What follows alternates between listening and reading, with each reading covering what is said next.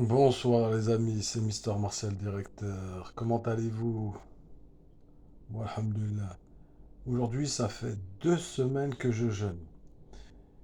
Il est vrai qu'en fin juin, parce qu'on est pratiquement fin juin, il n'est pas évident de jeûner à cause de la chaleur.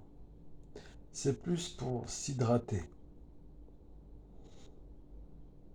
Mais manger, c'est pas grave. Ce n'est pas grave. C'est quand tu as soif, tu as envie de boire. Mais en revanche, ça fait du bien. Aujourd'hui, avant d'entamer le sujet de la vidéo, comme tous les jours, car je me base sur des études, parce que moi, je pense, parce que ce que je pense, c'est ton point de vue. On a chacun et chacune nos points de vue.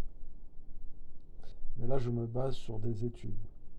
Mais avant de commencer le sujet, on va commencer par aposiophèse, interruption brusque du discours introduisant une émotion ou une hésitation. Vous savez que j'ai une pensée en arborescente. Vous le savez maintenant que je passe du coq à l'âne. Très bien. Je vais lire l'étude concernant la prise de parole en public. Vous savez qu'il y a des gens qui ont peur de parler en public. Ce n'est pas parce que ils ont rien à dire. Ce n'est pas ça. Parce que dans leur tête, ils font un film. Oui, mais si je dis ça, peut-être que je vais me sentir bête. Mais croyez-moi, il y a des gens super intelligents qui ont fait des études dans tel domaine, master ou dans les recherches, mais ils ne prennent pas la parole en public. Ce n'est pas parce qu'ils ne veulent pas prendre la parole en public. On ne sait pas. On n'est pas dans leur tête, mais il y a plein de choses qui se passent dans notre cerveau. Apparemment, d'après ce que les gens disent, la prise de parole en public fait plus peur que la mort. Je vais lire l'étude. Ah, très bien. Oui, il existe de nombreuses études solides sur la prise de parole en public, ses causes, son anxiété, son impact. Voici les plus parlantes. 1. Prévalence de la peur de parler en public, glossophobia. Très répandue, entre 15% et 30% de la population souffre de la forte anxiété en parlant en public et jusqu'à 75% ressentent une peur modérée. Parmi les études, 64% déclarent craindre la prise de parole. 63,9% ont cette peur. Et 80% souhaiteraient des cours pour s'y préparer.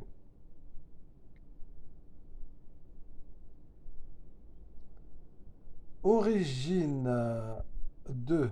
Là, on est sur l'étude 2. Origine dès l'adolescence. À nouveau, on parle de la jeunesse, l'adolescence. Un tiers des adultes craignent la prise de parole, 50% dès 13 ans. Ah, c'est jeune, dès l'âge de 13 ans. 75%, là on a augmenté à un step, 75% à 17 ans et 90% à 20 ans. En réalité, ça commence dès 13 ans et ça monte crescendo, comme l'étude le dit, jusqu'à 20 ans.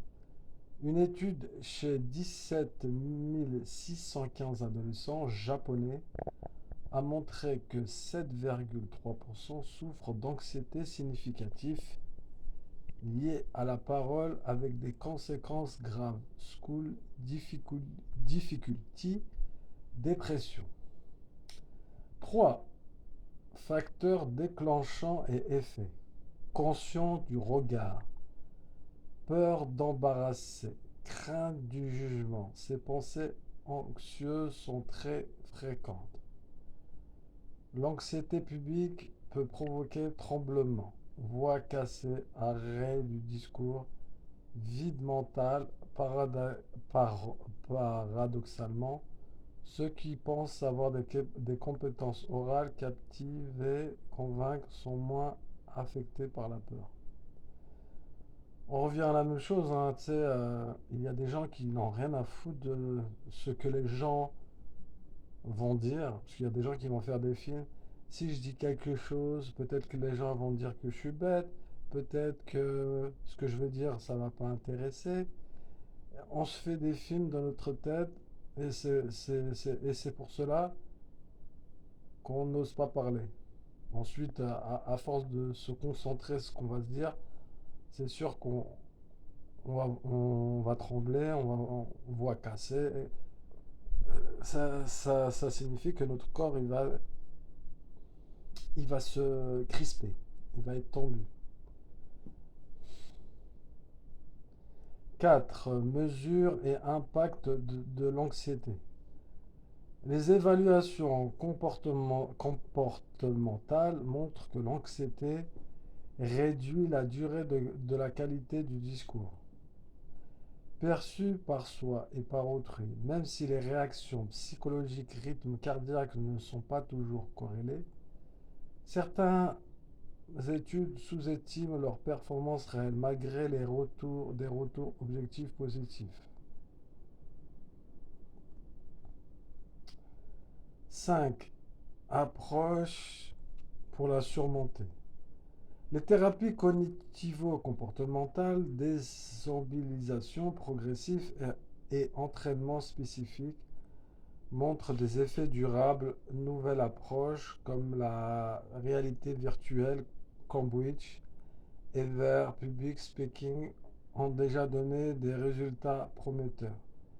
Réduction de la peur de 65 à 65% à 20%.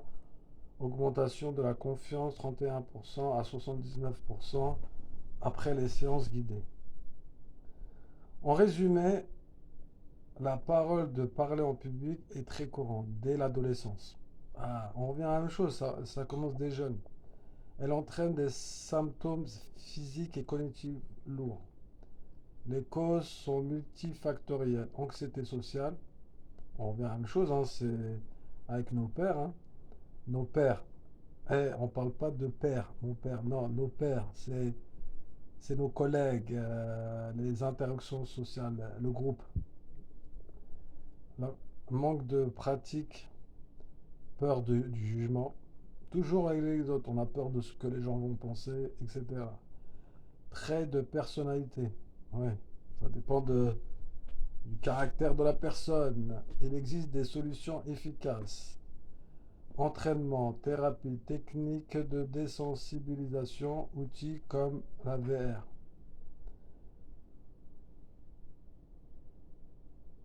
Attends, là, il mentionne ce que tu peux faire. Un, reconnaître ce que tu ressens est normal et très répandu. Tu pourrais t'entraîner avec des programmes simples. Utiliser des outils comme le VPR ou petit challenge. Apprendre des techniques de respiration, préparation, formulation, etc.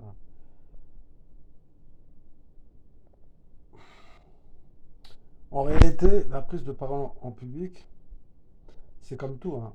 C'est un exercice. Et là, il a dit dès l'âge de 13 ans. Cela signifie que 13 ans, c'est un âge relativement très jeune. Ça veut dire, comme je le dis et je le répète, parce qu'il y en a qui croient que à 50 ans ou à 60 ans ça va arriver, le Père Noël n'existe pas.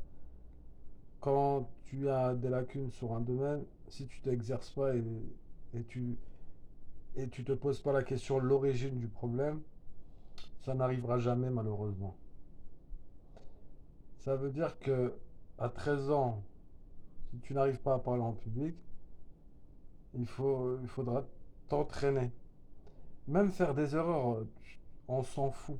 Même si tu racontes n'importe quoi, parle, même dis seulement une phrase, ou seulement une question, et la prochaine fois, on revient et essaie d'écouter le sujet, le thème, et essaie de poser une question et essaie d'interagir.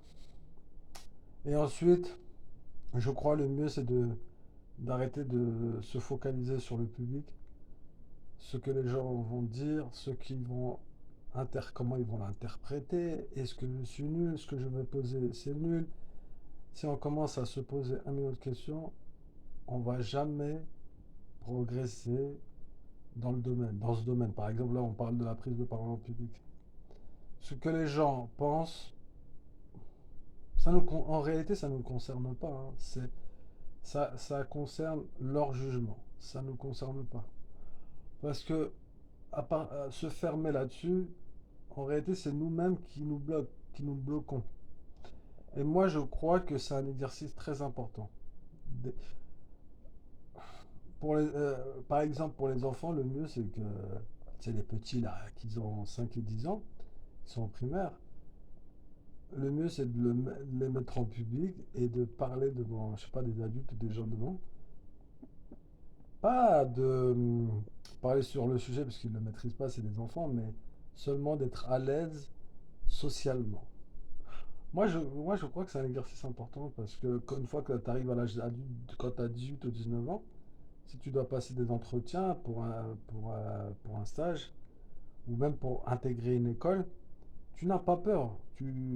Aïe, ouais, aïe, tu t'es préparé pendant des années, tu mets ton costume et tu y vas.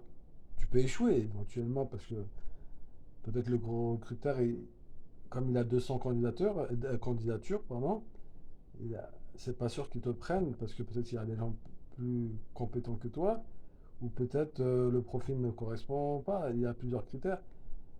Mais je crois que c'est une compétence intéressante. C'est tout.